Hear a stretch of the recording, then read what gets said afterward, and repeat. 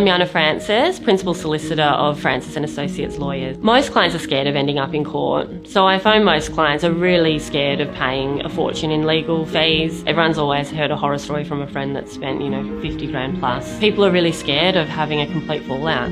So not everyone separates and hates each other. Like, lots of people do want to get along or maintain some level of relationship and not let things get toxic. So we help clients draft agreements all the time. So quite often people come to us with their agreement. Some people just don't know where to start, don't know how to start the conversation in a nice way. Really worried of getting lawyers involved from the outset and getting their ex-partner offside. So that's one of the main problems. And then the other thing is, if they have just reached an agreement already, knowing how to draw it up, knowing where to go.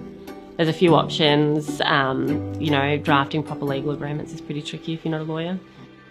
I separated about 3 years ago and it was really full on. It was a really difficult separation. We ended up in court pretty quickly, both with lawyers, and I just felt like the whole process just went out of control.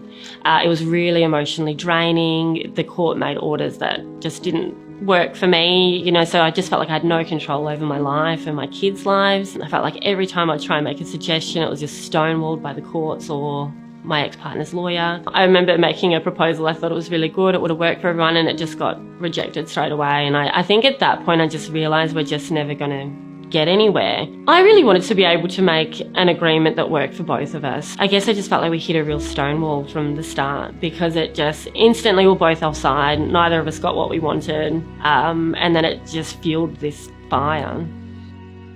I think not necessarily getting lawyers involved straight away, even with a difficult separation. I think people reaching their own agreements is the absolute key. So clients that I help that reach their own agreements are absolutely the happiest. No one ever is happy in court. Getting that initial advice before you have the conversation, I think, is really important.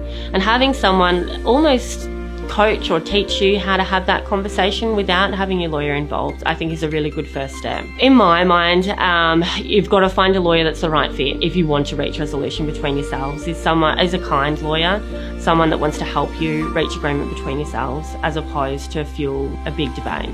So if you're going through a separation and want to get some initial advice, book in for a free discovery call and we can have a chat and work out a path forward.